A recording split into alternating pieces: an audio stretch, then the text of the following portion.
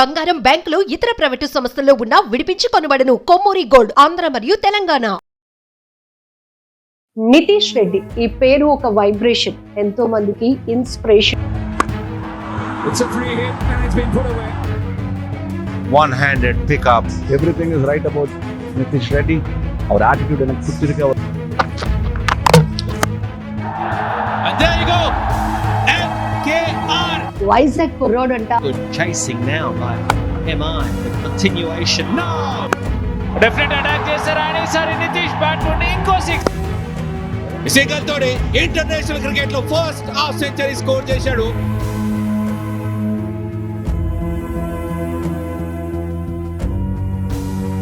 India టీంలో select అవ్వడం, ఆడడం, ఇండియా టీంలోని ఒక స్టార్ ప్లేయర్గా ఎదగడం విరాట్ కోహ్లీకి వీరాభిమాని నితీష్ కుమార్ రెడ్డి.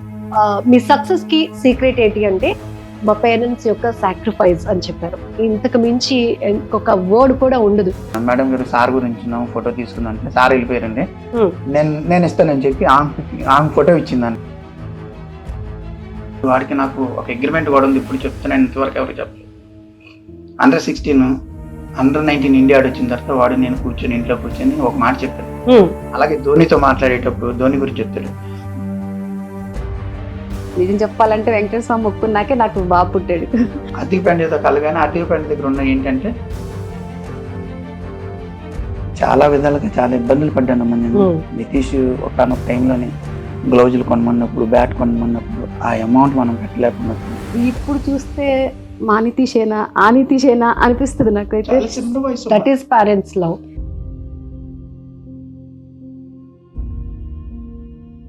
ఒకసారిగా మీరు నాకు కళ్ళల్లో నీళ్ళు తెప్పించారు. ఆడు ఎప్పటికైనా ఒక హీరో. మీ కన్నీళ్ళ వెనుక కారణం నేను తెలుసుకోగలిగాము. ఒకే టైంలో మీ జాబ్ పోవడం, ఇటు ఇష్టమైన స్పోర్ట్స్ వైపు రాణించడానికి కొడుకుకు కావాల్సినవి అరేంజ్ చేయాలి, రెండోది పాపని ఎడ్యుకేషన్ వైపు నడిపించాలి, వైఫ్ని, హౌస్, ఇవన్నీ ఒక్కసారిగా మీ పైన ఎప్పుడు బర్డెన్గా అనిపించాయి. అందరూ ఏమంటారు, ఒక సక్సెస్ వెనకాల ఒక మహాశక్తి ఉంటుంది అంటారు కదా, ఆ మహాశక్తి నా భార్య. ఎందుకంటే నేను చెప్పాలమ్మా, ఇది నేను నితీష్ని తీసుకొని ఉదయం 5 గంటలకు బయలుదేరితే నాకేం కావాలి, నేను అక్కడికి వెళ్ళి ఏం చేయాలి, మళ్ళీ ఆడికి వచ్చేటప్పటికి ఏం చేయాలనేది మొత్తం చూసుకోవాలి. ఎందుకంటే ఉదయం 5 గంటలకు నేను ఏం కొనుక్కొచ్చి ఉన్న దాంట్లోని నా కుటుంబం బయటపడకున్నా ఎలా మేనేజ్ చేసుకొచ్చిందో తల్లికే తెలియాలి.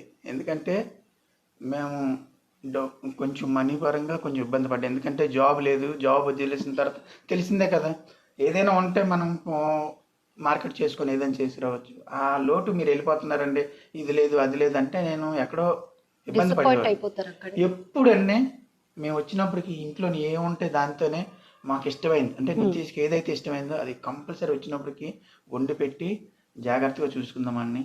ఇప్పటికీ కూడా వాడికి బయట ఫుడ్ అంటే ఇష్టం ఉండదు. ఇంట్లోకి వచ్చిన తర్వాత వాళ్ళ మమ్మీని కొంచెం ఏడిపిస్తూ ఉంటాడు, వెళ్ళేటప్పుడు చికెన్ చేయమంటాడు, అటు నుంచి వచ్చిన తర్వాత నాకు మటన్ కావాలంటాడు. కొంచెం ఇబ్బంది పడతాడు, అంటే వాడు సరదాగా ఆట పట్టిస్తున్నాడు. అల్లరిని కూడా చాలా స్వీట్ గా ఈవిడ యాక్సెప్ట్ చేస్తున్నారు, చెప్తున్నారు కదా. వాడు సరదాగా చేసిందని కూడా సీరియస్ తీసుకొని వాడికి ఏం కావాలంటే అది వండి పెడుతుంది. నెక్స్ట్ ఇంకోటి ఏంటంటే, మాకు ఈ రోజు వరకు మేము అందరూ అడుగుతారమ్మా ఒకటి, సరే జాబ్ మేనేజర్ కదా, అప్పటి నుంచి మీరు బిజినెస్ చేశారా లేకపోతే మీకు ఎలాగండి? నిజంగా చెప్తానండి, మమ్మల్ని భగవంతుడు ఇలా ఈ స్థాయికి తీసుకొచ్చారండి. నిజం చెప్తాను, 2012లో ఉద్యోగం మానేశాను.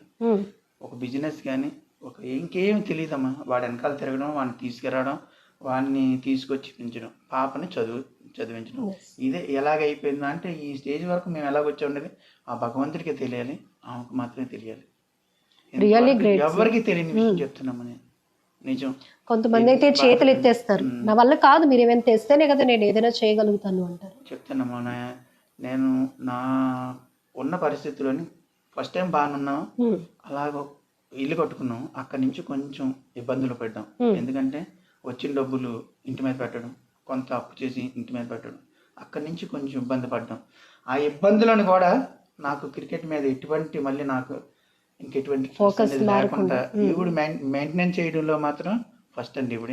అలాగే నితీష్ కూడా నేను ఏదైతే కష్టపడ్డానో జాబ్ వదిలేసి ఆడి మీద పెట్టానో వాడు కూడా ఇంకా నేను మళ్ళీ మా డాడీని ఫస్ట్ ఎలాగైతే మా డాడీ ఉద్యోగం చేసినప్పుడు ఎంత గర్వంగా తిరిగాడో నా వల్ల మా డాడీ మళ్ళీ ఆ పొజిషన్లో చూడాలన్నది మెయిన్ ఆడి థింకింగ్ అమ్మ. ఆ థింకింగ్ మాకు చెప్పలేదు కానీ ఇప్పుడు బయటపడుతుంది. నాతో చెప్తాడండి ఇప్పుడు నాతో చెప్తాడు డాడీ గర్వపడేలాగా ఉండాలి, డాడీ ఊర్లో తలెత్తుకొని ఇంతకుముందు డాడీ ఎలా ఉన్నారు అలా చెయ్యాలి అనుకున్నాడు, అది చేస్తాడని నాకు అలా నమ్మకం. చెప్పినప్పుడు మీ కళ్ళల్లో వెంటనే నీళ్ళు వచ్చేస్తాయి.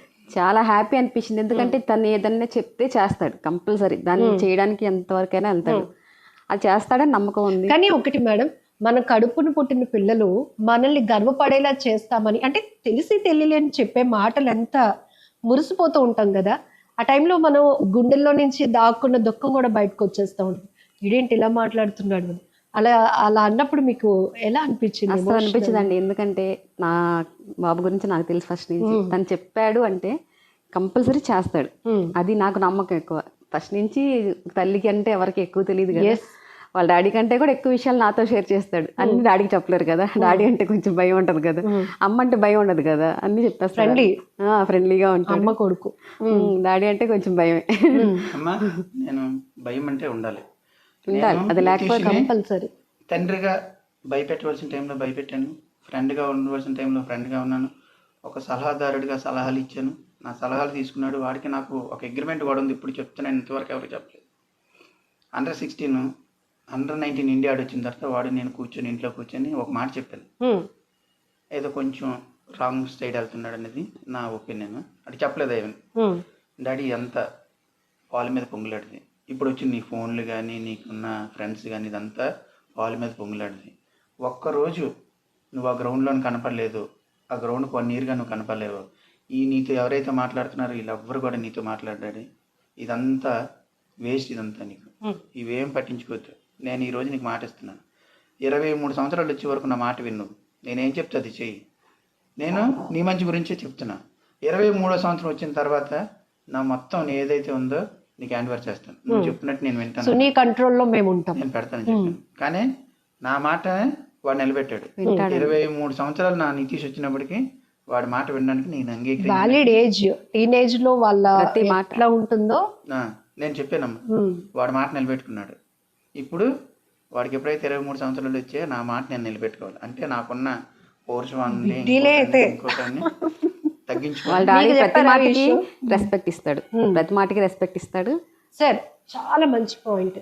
అసలు ఈ రోజుల్లో పిల్లలతో తల్లిదండ్రులు అలా కూర్చొని మాట్లాడేది కూడా లేదు. వీడేదో తప్పు చేస్తున్నాడు, ఫ్రెండ్స్ కంప్లైంట్ ఇచ్చారు, వాళ్ళు కంప్లైంట్ ఇచ్చారు, మనం కూడా అలాగే ట్రీట్ చేస్తే వాళ్ళు అలాగే మారుతారు. బట్ మనకి ఏదైనా మీరు చెప్పారు కదా ఆల్రెడీ, ఒక వే పోతుంది అన్నప్పుడు కూర్చోబెట్టి నాన్న ఇది అని ఒక బ్రెయిన్ వాష్ చేసి అక్కడి నుంచి వాళ్ళని మౌల్డ్ చేయడం అనేది పేరెంట్స్ కి మీరు సూపర్ సక్సెస్ అయ్యారు. 19లో జరిగిందమ్మా అది. Under-19 ఇండియా ఆడగానే ఫోన్ రావడం, అంటే కొంచెం తెలియదు, అసలు వాడికి కూడా తెలియదు ఆ ఫోన్లు వస్తాయని కానీ ఇలాంటి మిస్బిహేవియర్ జరుగుతుందని కానీ తెలియకుండా వెళ్ళిపోతున్న ట్రాక్లో నుంచి నేను మళ్ళీ తీసుకొచ్చి కూర్చోబెట్టి చెప్పాను, విన్నాడు. అందులో నిజమెంతో తెలుసుకున్నాడు. ఇప్పటికీ కూడా వాళ్ళ మీద అందరు చెప్తుంటాడు, డాడీ ఆ రోజు నాకు ఇలా చెప్పాడు, ఇలా చేశాడు, అది నాకు బాగా పనికొచ్చిందని చెప్పడం. నిజంగా చెప్తానమ్మా, అనుకుంటే మాత్రం సాధిస్తాడు. వాడి దగ్గర ఇంకొక గుణం, మంచి గుణం ఏంటంటే, ఎవరితో కలిసి మీతో మాట్లాడాడు అనుకోండి, మీ దగ్గర మంచిని తీసుకుంటాడు, చెడుని విడిచిపెడతాడు. అలాగే విరాట్ కోహ్లీని కలిసారా, విరాట్ కోహ్లీ తాలూకా ఫిట్నెస్ కానీ, విరాట్ కోహ్లీ తాలూకా టెంపర్మెంట్, గేమ్లో ఉన్న టెంపర్మెంట్ కానీ నచ్చుతుంది. అలాగే ధోనితో మాట్లాడేటప్పుడు ధోని గురించి చెప్తాడు, ధోని డాడీ ఎప్పుడు కూల్గా ఉంటాడు, ఎంత ప్రెజర్ వచ్చినా సరే అలా ఉండాలి డాడీ అంటారు. అలాగే hit man Rohit Sharma batting చేసినప్పుడు రోహిత్ శర్మ హిట్టింగ్ చేయాలి డాడీ అలా అంటే ఇప్పుడు హార్దిక్ పాండ్యాని కలిసాడు మొన్న జెర్సీలో. హార్దిక్ పాండ్యాతో కలగానే హార్దిక్ పాండ్యా దగ్గర ఉన్న ఏంటంటే ఫిట్నెస్, చాలా మాట్లాడాడు ఫిట్నెస్ గురించి, డైట్ గురించి. ఇప్పుడు హార్దిక్ పాండ్యా డైట్ ఫాలో అవుతున్నాడు. అంటే ఒకరి దగ్గర వెళ్ళేటప్పుడు వాళ్ళ దగ్గర ఉన్న మంచిని, ఆ మంచిని తీసుకోవడం మాత్రం నేను చాలా యాక్సెప్ట్ చేస్తున్నాను వాడి దగ్గర నుంచి. అంటే నేను ఏదో చెప్పాను అనుకో, నా దగ్గర ఉన్న 10 మాటలను ఒకటే మంచి ఉంటుంది, 10 రాంగ్ ట్రాక్లు ఉంటాయి. కానీ ఆ మంచిని తీసుకొని అది పక్కన పెడుతున్నాడు చూడు, అది వాడి సక్సెస్కి ఇంతవరకు వాడికి ఉన్న సక్సెస్, దానివల్ల వాడి సక్సెస్ అయ్యాడు. సో ఫిట్నెస్ కోసం ఆబ్వియస్లీ డైట్ మెయింటైన్ చేయాలి. ఒక్కొక్కసారి కొంచెం పర్సనల్ గా కంట్రోల్ తప్పితే ఏం ఉండమంటారు మిమ్మల్ని? మటన్ గోంగూర ఇష్టం బాగా. మటన్ గోంగూర, ఓకే. నాన్ వెజ్ ఎక్కువ తింటాడు, మటన్ గోంగూర ఇష్టం. ఇంకా ఒక్కోసారి ఒక్కొక్క ఐటమ్ మమ్మీ ఈ రోజు ఇది అంటే ఆర్డర్ వేసాడు మేము. తను వస్తున్నాడు ఇంకా 1 week లో వస్తాడు అనగా మేము ఇప్పుడు నుంచే ప్రిపరేషన్ రెడీ చేస్తాం అనమాట. ఈ వస్తాడు, ఈ 1 week ఉంటాడు, ఇది తీసుకు, ఇది పెడదాం, అది పెడదాం, మేము ఫుల్ ప్రిపేర్ అయిపోతాం. వచ్చి 1 day ఉంటాడు, నెక్స్ట్ డే మళ్ళీ ప్యాకింగ్ అనమాట. మమ్మీ నేను ఇక్కడికి వెళ్ళిపోతున్నాను, అక్కడికి, అంత డిసప్పాయింట్ అనమాట. ఓకే. ఇష్టం ఉండదు ఒకటి ఉంది, మనం చేసేది ఇప్పుడు వాడికి కొన్ని కూరలు ఇష్టం ఉండదు, వంకాయ ఇష్టం ఉండదు, బెండకాయ ఇష్టం ఉండదు, చెప్పాలి ఇది తినడం వల్ల నీకు ఏంటి ప్రయోజనం, నీ బాడీకి దేనికి పనికి వస్తుందని చెప్తే కంపల్సరీ తీసుకో. ఇష్టం లేకపోయినా తింటే చెప్పాలి ఇది హెల్త్ దేని వల్ల ఉపయోగం. ఇప్పుడు బెండకాయ ఉందండి, బెండకాయ తినడం వల్ల ఏంటి అనేది మనం చెప్పగలగాలి. బంగాళదుంప ఉంది, లేకపోతే చికెన్ ఉంది, డాడీ ఎక్కువ చికెన్ తినకూడదు, కాయగూరలు కూడా అప్పుడప్పుడు పప్పు తింటూ ఉండాలి, లేకపోతే కాయగూరలు తింటూ ఉండాలి, తింటాం. దానివల్ల చెప్పాలి ఏం జరుగుతుందని, కంపల్సరీ తీసుకుంటాడు. అది సో నితీష్కి ఇష్టమైన ఈ క్రికెట్ కోసం తను వదులుకుండా సాక్రిఫైస్ చేస్తున్నవి ఏంటంటే, జనరల్లీ యంగేజ్లో అందరూ సినిమాలు, ఇష్టమైన హీరోస్ ఇవన్నీ ఉంటూ ఉంటాయి కదా, చాలా సాక్రిఫైస్ చేశారు. మూవీస్ చూడండి, బయట ఫ్రెండ్స్ తో కలవడు, అకాడమీ ఫ్రెండ్స్ తప్పించి వేరేగా ఫ్రెండ్స్ ఎవరు లేరు. అసలు ఈ ఏజ్ లో పిల్లలు రిలీజ్ అయిన ప్రతి మూవీ చూడాలంటారు, అసలు మూవీస్ ఇంట్రెస్ట్ ఉండదు, వెళ్ళడు. ఫ్రీ టైం వచ్చిందంటే పడుకుంటాడు, రెస్ట్ తీసుకుంటాడు. నాకు ఈ టైం వరకు ఇంత రెస్ట్ ఉండాలి, ఇన్ని గంటలు రెస్ట్ ఉండాలి, ఈ టైం ప్రాక్టీస్కి వెళ్ళాలి, ఈ టైంకి జిమ్కి వెళ్ళాలి, అంత టైం టు టైం చేసుకుంటాడు. మనం ఏది ఇలా చెప్పాలి అలా చెప్పాలి అని లేదు. ఈరోజు ఆ సినిమాకి వెళ్తాను, ఈ సినిమాకి వెళ్తాను, ఎప్పుడు మమ్మల్ని అలా ప్రెజర్ పెట్టింది లేదు. మేము చెప్పే వరకు కూడా తను తెచ్చుకోలేదు, అన్ని తనే చేసుకుంటూ వెళ్ళిపోతాడు, ఇంకా మేము చెప్పాల్సిన అవసరం లేదు. సో తన కాన్ఫిడెన్స్ కోసం ఆల్రెడీ మీకు ప్రిపరేషన్ ఉంది, ఎందుకంటే చెప్పాడంటే చేస్తాడు అని. కొన్నిసార్లు మీరు క్రికెట్ చూస్తున్నప్పుడు ఆ టైంలో తన ఫేస్ ఫీలింగ్స్ యాజ్ ఎ పేరెంట్స్గా మీకే అర్థమవుతాయి, మాకు అర్థం అవ్వదు. మేము ఎప్పుడు ఈ బ్యాట్కి ఎంత స్కోర్ అవుతుందా ఇదే చూస్తాం. సో అలా టెన్షన్ పడినటువంటి మూమెంట్ ఏమైనా ఉందా? స్టార్టింగ్ ఐపీఎల్ ఫస్ట్ మ్యాచ్ అప్పుడు కొంచెం టెన్షన్ పడ్డాడు. తను టెన్షన్ పడుతూ గ్రౌండ్లోకి వచ్చినప్పుడు మాకు టెన్షన్గా ఉంటుంది, కనిపిస్తుంది. ఎవరికి తెలుస్తుందో లేదో నాకు తెలియదు, నాకైతే అర్థమవుతుంది. నేను ప్రతిసారి చెప్తాను మ్యాచ్ అయిపోయాక, ఈరోజు టెన్షన్గా ఉన్నాం, నాకు టెన్షన్గా ఉంది. మొన్న కొట్టారు కదా కోహ్లీతో మ్యాచ్ అంటే చాలా హ్యాపీగా ఉన్నారు. వచ్చిన వెంటనే స్మైల్ చూసుంటారు మీరు, ఫస్ట్ బాల్లోనే స్మైల్ చూశాను. పర్లేదు ఈ రోజు ఆడతాడు. ఆ రోజు మేము అనుకున్నాం ఇద్దరం, ఈ రోజు హ్యాపీగా ఉన్నాడు, ఈ రోజు గ్యారంటీ కొడతాడు. ఆ రోజు టెన్షన్ లేదు మాకు. ప్రతి మ్యాచ్కి టెన్షన్ పడతాం, ఎలా వస్తాడు ఎలా ఉంటాడు అనేసి. ఆ టెన్షన్ పడ్డ ఫేస్తో ఆ రోజు మాకు కొంచెం మేము టెన్షన్ పడతాం, టెన్షన్గా ఉన్నాడు, ఎలా చేస్తాడు ఎలా చేస్తాడని. కోహ్లీతో మ్యాచ్ ఆడిన రోజు ఫుల్ హ్యాపీగా ఉన్నాడు, తను కొడతాడని ఫుల్ కాన్ఫిడెన్స్తో మేము ఇద్దరం మాట్లాడుకున్నాం. అలాగే అయింది ఈవినింగ్. అది మాత్రం విరాట్ కోహ్లీతో ఆడిన నాకు కానీ దానికి ముందు ఫస్ట్ ఇన్నింగ్ లో కొట్టింది కానీ ఏం లేదండి, ప్రెజర్ లో వెళ్ళి ఆ ఇన్నింగ్ బిల్డప్ చేసి మంచి గేమ్ ఆడుకొచ్చేట్లు అక్కడ మంచి పేరు వచ్చింది. విరాట్ కోహ్లీతో ఆడేటప్పుడు టెంపర్మెంట్ గా, అంటే నా టెంపర్మెంట్ విరాట్ కోహ్లీకి చూపించాలన్న ప్రూవ్ చేసుకోవాలనుకున్నాడు, చేసుకున్నాడు. క్రికెట్ కి ఎంత క్రేజ్ అంటే సార్, ఒక స్టార్ హీరోకి ఏదైనా సినిమా రిలీజ్ అవుతుందంటే ఫ్యాన్స్ కూడా పూజలు చేస్తూ ఉంటారు, ఈ సినిమా బాగా కలెక్షన్స్ రావాలని. సేమ్ క్రికెట్ కి కూడా అదే క్రేజ్ కంటిన్యూ అవుతుంది. ఈరోజు నితీష్ రెడ్డి కోసం కూడా చాలా మంది ప్రేయర్స్ చేసిన వాళ్ళు, గుడులకు వెళ్ళిన వాళ్ళు, నితీష్ రెడ్డి ఈరోజు మంచి స్కోర్ చేయాలని కోరుకున్న వాళ్ళు ఉంటారు. సో ఒక మ్యాచ్ ప్రిపరేషన్కి ముందు తన పూజలు కానీ లేకపోతే మనసులోనే తను అనుకోవడం ఎలా ఉంటుంది? మేము చెప్పిన ప్రతిదీ చేస్తాడండి. వాళ్ళ డాడీ ఎర్లీ మార్నింగ్ తను నిద్ర లేసే టైంకి ఎర్లీ మార్నింగ్ ఏ రోజు ఏ దేవుడి ఫోటో పెడతారు, లేచిన వెంటనే ఫోన్ చూసుకోనా, ఫోన్ చూసుకొని దండం పెట్టుకో, అది ఫస్ట్ నుంచి అలవాటు చేశారు.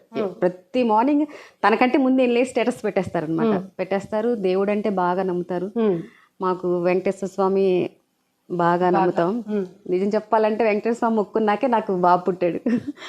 ఇది కూడా మాకు తెలియాలి. మిరాకి ఉందమ్మా, ఎవరికి ఎంతవరకు చెప్పలేదు, ఫ్యామిలీలో కూడా ఎవరికి తెలియదు. ఇది మా ఇద్దరికి మాత్రమే తెలిసిన విషయం.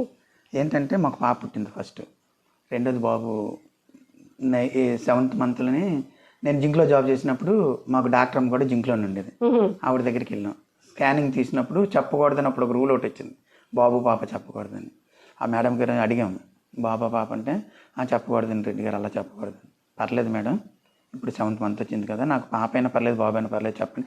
చాలా రోజు కలిసి డాక్టర్ అమ్మ గారు ఆవిడ, ఎందుకంటే జింక్ డాక్టర్ అమ్మ గారు కదా మేడం గారు. చెప్పలేదు, చెప్పకపోతే మళ్ళీ మరుసటి రోజు మేడం గారు, ఇంక నేను 7th month వచ్చిందండి, నేను అబార్షన్ గా నేను చేయించను, ఎవరో చెప్పండి అంటే పాప అని చెప్పారండి. పాపని డైరెక్ట్ గా రెడీ చేసుకోండి రా, అమౌంట్ రెడీ చేసుకోండి, ఇండైరెక్ట్ గా పాప అని చెప్పింది. ఇంకా చెప్పిన తర్వాత కొంచెం నేను ఎమోషనల్ గా, అంటే ఇంకా బాబు లేడు, ఇద్దరం అనుకున్నాం కదా. నేను 2 రోజులు సెకండ్ ప్రెగ్నెన్సీ చాలా బాధపడ్డాను, 2 రోజులు కొంచెం చాలా బాధపడ్డాను. ఇంకా ఆ బాధ అలా ఉంటుండగా ఏమి 9th month వచ్చినప్పుడు అమ్మగారి ఇంటికి వెళ్ళిపోయింది. అమ్మగారింటికి వెళ్ళిపోతే మేము ఒక మొక్కుకున్న ఇద్దరం కలిపి వెంకటరామమూర్తి కొండకి బాబు కానీ పుడితే మెట్లు ఎక్కువ వస్తామని చెప్పి బాబు పుడితే తీసుకుంటాను అనుకున్నాను. బాబు పుడితే చూడండి అందులో పాప అని తెలుసు కానీ మనకి ఎక్కడో భగవంతుడు నాకు వెంకటరామమూర్తి అంటే నమ్మకం. బాబు పుడితే కొండ ఎక్కువ వస్తాము, నీ తల వెంట్రుకలు ఇచ్చి నీ మొక్కు తీర్చుకుంటాను తండ్రి అని మొక్కుకున్నాం. మొక్కుకున్న తర్వాత ఏదో మన మొక్కు అయితే మొక్కుకున్నాం. ఈవిడేదో కట్టి పక్కన పెట్టారు. పెట్టిన తర్వాత మేము మామూలుగా ఈవిడి పురిటికేమో ఒంగోలు అండి, ఈవిడిది ఒంగోలు వెళ్ళిపోయారు. నేనేమో వైజాగ్లో ఉన్నాను. నాకు రాత్రి మా బామ్మది ఫోన్ చేసి బాబా నీ కొడుకు పుట్టాడు అంటాడు. పర్వాలేదు నేను నీ మాట విన్నా, కొడుకు పుట్టాడు డాక్టర్ అని చెప్పారు మాకు. పాప నాకు పాప అయినా పర్లేదు బాబా అయినా పర్లేదు, నేను క్యాబ్ చేస్తున్నాను. నేను ఇంకా నమ్మట్లేదని చెప్పి మా బాబా ఆడికి బాబు మేనల్లుడు కదా, వాడు కంగారుగా మాట్లాడుతుంది. లేదు బాబా నీకు కొడుకే పుట్టాడు వచ్చి చూడు అది ఇదంటే నేను అక్కడికి వచ్చి చూడమంటే నేను నమ్మలేదు. మీరు ఆల్రెడీ ట్యూన్ అయిపోయారు, డాక్టర్ గారు పాపే చెప్పారు కాబట్టి. ఈవిడికి తెలుసు, నాకు తెలుసు. ఇంకా మేము ఫిక్స్ పాప, ఇద్దరు పాపలు అనేసి. ఫోన్ చేస్తే ఏంటి ఇలా ఫోన్ చేస్తున్నాడు, ఏం చేయాలి అని చెప్పి నేను హాస్పిటల్ నెంబర్ పెట్టమంటే అప్పుడు ల్యాండ్లైన్ అవి ల్యాండ్లైనే కదా అప్పుడు, సెల్ ఫోన్లు అవి లేవు. వీళ్ళ నాన్నగారు వీళ్ళు ఎవరికి ఫోన్ చేసినా బాబు పుట్టారంట. నేను జింక్లో జాబ్ చేస్తున్నాను ఆ రోజు, బీ షిఫ్ట్. కరెక్ట్గా నా దగ్గర ఎల్ఎం లెటర్ కొత్త బండి అండి ఇప్పుడు వచ్చింది, తీసుకున్నాను. నేను బళ్ళు ఎక్కువ మారుస్తాను. ఎల్ఎం లెటర్ కొత్త బండి అండి. సరే బాబు పుట్టాడు అంటే కరెక్ట్ 10 గంటలకి డ్యూటీ పంచి కొడిసి మా ఇంట్లో చెప్పలేదండి. మా అమ్మగారు వాళ్ళు ఎక్కడే ఉన్నారు, మా అమ్మగారు మా బ్రదరు అందరూ ఇక్కడే ఉన్నారు. ఈవిడ ఒకరు అక్కడ ఉన్నారు. నేను బండిలో ఫుల్ ట్యాంక్ పెట్రోల్ కొట్టించుకొని ఒకే ఒక బ్యాగ్ అండి, కళ్ళద్దాలు లేవు, హెల్మెట్లు ఏమీ లేవు, ఇంకా బాబు పుట్టాడు సంతోషం. బండి మీద వెళ్ళిపోయానండి. 2003 బండి ఇక్కడ నైట్ 11 గంటలు స్టార్ట్ చేశాను. తెల్లవారి ఆగకుండా నేను ఆ రోజు బండి వేసుకుని 2 వీలర్ వేసుకొని వెళ్తే ఓన్లీ 120 2023. నేను ఎవరిని ఇక్కడ వీళ్ళకి కూడా తెలియదు వస్తున్నట్టు. ఇక్కడ మా అమ్మగారు వాళ్ళకి నేను చెప్పలేదు. నేను ఎలాగుంటే అలాగుంటుంది. ఇంకా ఎందుకంటే ఎవరు వెళ్ళను రండి బండి అంటే ఇక్కడ మా అమ్మగారు వాళ్ళు ఒప్పుకోరు, మా బ్రదర్ వాళ్ళు ఎవరు